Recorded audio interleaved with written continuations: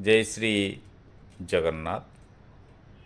धर्ममास कार्तिक समस्त मास मध्य श्रेष्ठ।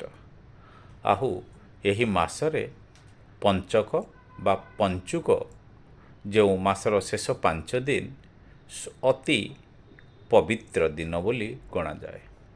यही 5 दिन रे भगवान कर आराधना करिबा बा देवदर्शन करिबा द्वारा अनेक पुण्य लाभ होता है। ओडिशार पूर्वपल्ली रे पंचुक आसिले चौरा मूलरे मुरुज वर्ण विवाह देखा जाए।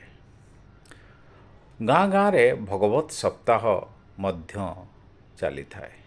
आ समस्ते धर्मीय भावना रे उद्बुद्ध होई उठंती, कारण पूर्णमास कार्तिक आउ ए कार्तिकर शेष 5 दिन पंचक बा पंचुक।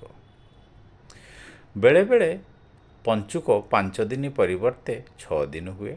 आउ महाप्रभु श्री जगन्नाथ प्रत्येक पंचुकर प्रत्येक दिन रे गोटे गोटे बेश होइथांती।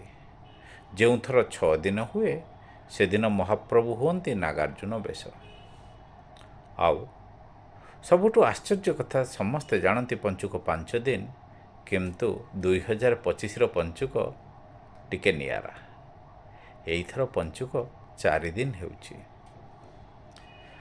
कारण नवेम्बर 2 तारिख ठारू एकादशी आरंभ।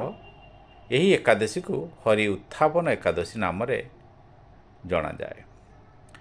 हरि शयन करिथिबा समय रे पंचुक आरंभ हुए ना, हरि उठिले ही हरिंकर पूजा सेवारू आरंभ हुए पंचुक। आउ हरि उत्थापन एकादशी परठारू पंचुक आरंभ हुए। तेणु नवेम्बर 2 एकादशी पड़ुथिबा हेतु नवेम्बर 2 रु पूर्णमी पर्यंत मात्र 4 दिन, कारण पूर्णमी नवेम्बर 5 तारिख रे। तेबे केउ तिथि एथरक क्षय घटुछि? द्वादशी तिथिर क्षय हेउथिबारु एकादशी परे त्रयोदशी आसुछि। सेइथिपई एथर पंचुक 4 दिन हेउछि। आ महाप्रभु 5 बेशरू मात्र 4टी बेश हुए। बांकचूड़ बेश एथर हेई पारिबनि कालिया सान्त।